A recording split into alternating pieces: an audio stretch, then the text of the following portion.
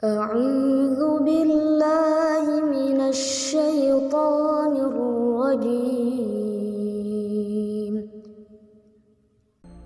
Setiap yang puasa itu dan mendapati gambaran ibadah di dalamnya akan otomatis memiliki banyak bekal untuk menuju surga. Ini persoalan utamanya. Karena ternyata ayatnya belum berhenti sampai di sini. Ya ayyuhalladzina amanu kutiba alaikumussyam. Hai orang-orang telah menyatakan beriman kepada Allah, aku wajibkan kau menunaikan puasa. Dengan puasa bisa menguatkan imanmu, mendekatkan dirimu kepadaku, mempercepat bekalmu untuk ke surga. Kama kutiba 'alal ladzina min qablikum, sebagaimana aku wajibkan pada orang-orang sebelum kalian. Fokus, la'allakum tattaqun, supaya kalian bertakwa. Perhatikan. La'allakum tattaqun. Lihat ujungnya. Saya coba hapus sebentar. Saya tahu ini bisa dihapus ke sini, tapi saya lebih senang untuk menghapus supaya bagian-bagian itu ada yang tersisa. Ya. Gak apa-apa, sebelum Isya saya yang hapus. Ya. Pada Isya, terserah Anda. Biasanya kan begitu. Kesan pertama, begitu menggoda. Selanjutnya, terserah Anda. Saya tergoda dengan penghapus. Pada Isya, tidak lagi. Bismillah. La'allakum. Bismillah. Tattaqun. Lihat sini. Saya tadi katakan ibadah itu tiket surga. Kalau semua jenis ibadah dikumpulkan, tiketnya disatukan, satukan. Namanya tiket takwa. Ini istilah saja ya. Takwa. Begitu dikumpulkan, tiket takwa inilah yang akan menentukan surga Anda. Karena ketika Anda ingin memasuki surga Anda, jenis-jenis surga dalam Al-Quran itu umumnya selalu disandingkan dengan kalimat-kalimat takwa. Misal, saya beri contoh. Ada surga misalnya, yang saat Anda masuki, bentangan keluasannya seluas langit dan bumi. Quran surah ketiga Ali Imran ayat 133 sampai 134. Paling kanan sebelah atas. Wasari'u ila maghfirah wa jannatin 'arduha as-samawati wal ard. Bergegaslah Anda untuk mengevaluasi diri. Ayo istighfar, ayo koreksi diri, jadi lebih baik. Dan berharaplah, bercita-cita masuk surga yang kami siapkan tempatnya untukmu seluas langit dan bumi. Siapa kamu yang dimaksud? U'iddat lil muttaqin. Kami sediakan untuk orang takwa. Takwa. Lihat. Begitu dia mau masuk ke surga yang luasnya seluas langit dan bumi ini, takwanya dicek dulu, dikumpulkan tiket-tiketnya.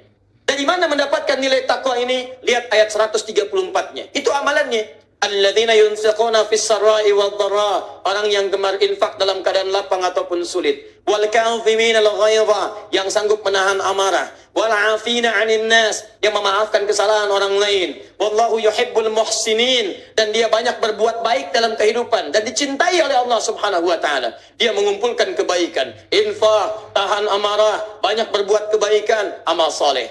Bukankah saat puasa ada gerakan untuk infak? Bukankah saat puasa ada diminta menahan diri Anda? Begitu Anda kumpulkan. Jadi jenis amal soleh, terhimpun bagian takwanya, Allah sediakan jenis surganya. Baik, Quran surah 51, ayat 15 sampai 23. Paling kanan di pertengahan sampai sedikit ke bawah. Lihat kalimatnya. Innal muttaqina fi jannatin wa 'uyun. Sungguh orang-orang takwa, kami akan sediakan di antara mereka yang masuk ke taman surga. Yang ini seluas langit dan bumi, lebar luasnya, yang ini disediakan di taman surga. Anda tinggal di komplek. Bukankah di antara yang terindahnya ketika Anda tinggal di komplek di depan tamannya? Di komplek ada bagian tamannya. Anda tinggal dekat situ, Masya Allah, pemandangannya indah, nyaman, nikmat. Ada orang yang tinggal di surga, di taman surganya. Akhidhina ma atahum innahum kanu qabla dhalika muhsinin. Mereka mendapatkan kenikmatan langsung dari Allah Subhanahu wa taala. Siapa mereka? Innal muttaqin, orang takwa. Bagaimana mereka mengumpulkan tiket takwanya untuk mendapatkan surga yang terindah tadi, taman surganya? Lihat amalannya dari mulai ayat 17-nya, 16 17. Kanu qalila minal laili ma yahja'un. Amalan pertamanya, mereka sedikit tidurnya. Sedikit tidurnya, luar biasa. Kalau sedikit tidur menggunakan kalimat ihja', itu artinya dia ibadah malam. Sedikit tidur di malam hari. Dia bisa masuk ke dalam surga yang telah disediakan dengan segala kenikmatannya. Dan kalau sudah disebutkan dalam redaksi Quran, Anda jangan pernah robah. Anda hilangkan kalimatnya. Jangan pernah dikurangi, karena tidak akan mendapatkan hasilnya. Dan jangan ditambah, karena ketika Anda tambah, berubah maknanya. Allah katakan, ini sedikit tidur. Anda tambahkan sedikit-sedikit tidur. Akan beda maknanya. Surga ini tidak akan pernah diraih oleh orang yang sedikit-sedikit tidur. Tapi sedikit tidur itu yang digambarkan. Sedikit tidur itu gambaran dari sholat malam. Bukankah dalam bulan Ramadan Anda sedikit tidurnya? Ba'da Isya ada salat lagi, malamnya Anda zikir lagi, bahkan Anda bangun sebelum subuh untuk sahur, bahkan ada amalan pasca makan, ada, bukan cuma makan sahur itu, ada amalan yang indah. Teruskan, wabil ashari hum yastaghfirun, dan di waktu sahar mereka mengerjakan sahur. Sahurnya bukan sekedar makan, tapi ada istighfar yang mereka lantunkan. Nanti kita tunjukkan dalam rincian amalannya. Dimaksud saya, ketika Allah mengundang kita lewat puasa dan ujungnya ditutup dengan kalimat takwa, ada surga yang terbentang menjadi pilihan. Anda bisa masuk ke taman surga. Anda bisa masuk ke surga yang luasnya seluas langit dan bumi. Ada surganya, surga Firdaus dengan segala amalan yang mungkin Anda wujudkan di situ. Dan semua peluang itu terkumpul saat Ramadan. Terkumpul saat Ramadan. Karena semua amalan-amalan yang disebutkan dimaksimalkan saat di bulan Ramadan. Persoalannya, apakah semua orang yang beramal itu bisa jadi meraih tiket takwanya? Ternyata kita mesti sungguh-sungguh. Karena kalimat takwa di ayat ini diawali dengan kata la'allakum. Ini persoalannya. Kata la'allakum berasal dari kata la'alla plus kum. Kumnya menunjuk kepada kita yang berpuasa. Dan la'alla, kata Imam Sibawayh, Ibnu Qunbur, Sibawayh itu pegawan, syekh dalam ilmu nahu, kaidah bahasa Arab. La'alla tidak disebutkan dalam Al-Quran, dalam hadis, ataupun bahkan dalam kaidah bahasa Arab, kecuali menunjuk pada dua makna dengan satu penekanan yang sama, at-taraji wal ishfaq, yaitu huruf yang menunjukkan pada harapan yang sangat ingin diraih tapi mustahil bisa diwujudkan kecuali dengan kesungguhan yang dalam. Saya ulang, harapan yang sangat ingin diraih tapi mustahil diwujudkan kecuali dengan kesungguhan yang dalam. Seakan-akan Allah ingin mengatakan, tidak semua orang puasa akan meraih derajat takwa, kecuali orang yang serius, sungguh-sungguh saat menjalani puasanya. Karena itulah teman-teman sekalian, mohon maaf, sebelum masuk bulan Ramadan, Nabi sudah memberikan gambaran-gambaran agar sahabat bersungguh-sungguh memaksimalkan amalan-amalan di bulan Ramadan. Nah, gambaran inilah yang akan kita keluarkan berdasar keterangan Nabi SAW, supaya kita siapkan sebelum masuk ke bulan Ramadan. Dengan harapan, begitu tiba bulan Ramadan, kita tinggal serius menjalaninya dan menepikan berbagai persoalan yang sudah kita selesaikan sebelum masuk kepada momentumnya. Sepakat sampai sini? Kalau sudah sepakat, inilah substansi materi yang akan kita mulai untuk dibahas tentang fikih Ramadan, petunjuk-petunjuk Nabi SAW untuk dimaksimalkan saat masuk bulan Ramadan. Mudah-mudahan saya bermohon kepada Allah, semoga dengan pembahasan ini, teman-teman sekalian, Ramadan tahun ini lebih baik daripada tahun sebelumnya, dan Anda bisa meraih surga dengan tingkat takwa yang lebih tinggi. Dan tidak cukup dengan amin, kita harus mulai dulu dengan pembahasan. Baik. Kita mulai bahasannya, dan yang tadi mukaddimah ya. Baik. Bismillahirrahmanirrahim. Allah menyampaikan isyarat kepada kita bahwa puncak tertinggi raihan dengan Ramadan yang diperintahkan sejak tahun kedua hijrah itu, puncaknya adalah takwa. Kumpulan kebaikan-kebaikan yang kita kumpulkan saat menunaikan bulan Ramadan dalam bentuk amal saleh. Di dalam Al-Quran, takwa itu diklasifikasikan secara umum pada dua bagian. Ingat, fokus baik-baik. Kata Quran, saya wajibkan kalian puasa seperti orang dulu diwajibkan supaya kalian meningkatkan takwa. Dengan takwa itu raih surgamu. Ini klasifikasinya, jelas gambarannya di Quran. Sekarang persoalannya, fokus. Bagaimana kami meningkatkan takwa itu ya Allah saat nanti Ramadan hadir di hadapan kami.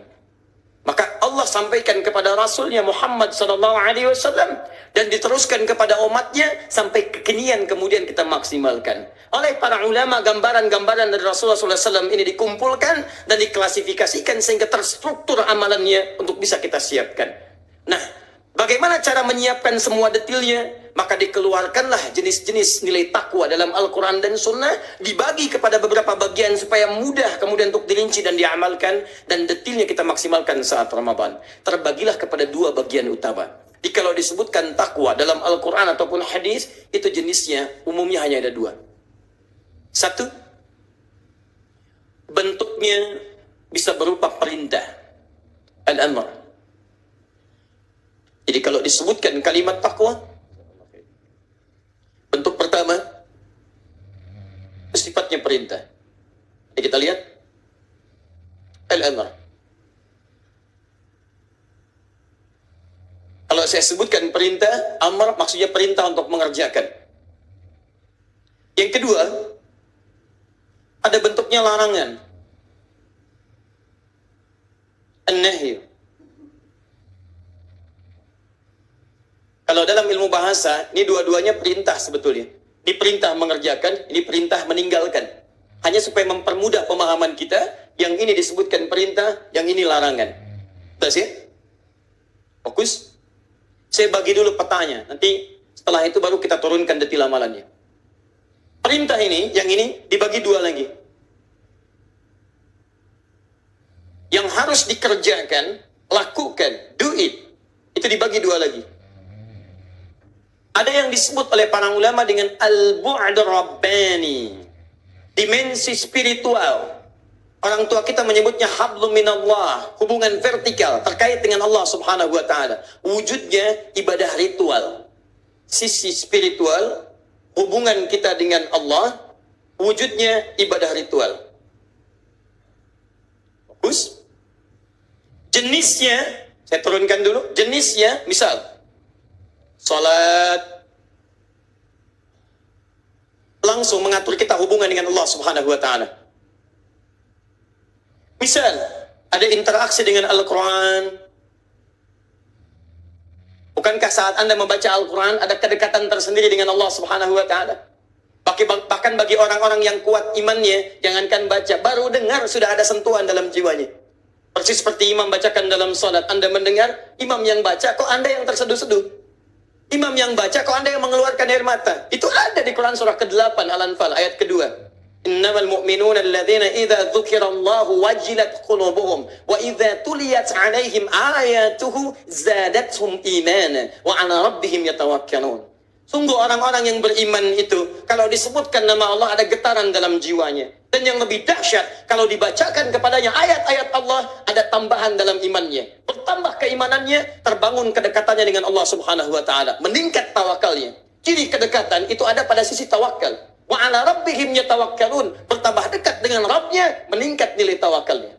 Kita bayangkan. Jadi ketika disebutkan Al-Quran di sini, fokus baik-baik. Ketika Anda baca Al-Quran, menghafal Al-Quran, kalau bacaan dan hafalan Anda benar, terbangun kedekatan yang tidak biasa dengan Allah Subhanahu wa taala. Ada sesuatu yang lain. Nanti kita akan turunkan. Yang kedua, ada yang sifatnya ibadah sosial. Istilahnya al-bu'dul insani al-ijtima'i. Istilah ulama kita hablum minan nas, hubungan dengan sekitaran. Misal, di sini ada sedekah. Nanti kita akan lihat jenisnya kita turunkan. Misalnya ada zakat di sini. Di sini ada infak. Dan turunan-turunan yang lainnya. Nanti kita sebutkan. Ada dengan uang, ada dengan tenaga, ada dengan ide. Bahkan tidak ada uang, tidak ada tenaga, tidak ada ide, ada dengan senyuman, ada. Terkumpul semuanya. Begitu Anda kumpulkan, kita lihat maksimalnya saat Ramadan. Apa jenis-jenis semua ini? Terakhir, fokus dulu ini. Ada yang sifatnya larangan. Awas, saat Ramadan, Anda bukan cuma diperintahkan, tapi juga dilarang. Hati-hati, ada larangan nanti yang akan berlaku. Apa larangan-larangan yang dimaksudkan? Hal-hal yang bisa, satu, merusak puasa Anda. Dan yang kedua, bisa bahkan membatalkan puasa Anda. Dan saya berikan rahasia kepada Anda semua saat ini. Dan hati-hati, tolong jaga betul. Ini diantara kita saja. Saya serius, sebelum Isya. Banyak orang yang fokus menjaga pada yang ini, tapi tidak sedikit yang gagal kemudian menahan yang ini. Dan kebanyakan tidak memahami bahwa yang ini lebih potensial menghancurkan jenis pahala kita dibandingkan dengan yang ini. Sadaqallahul azim.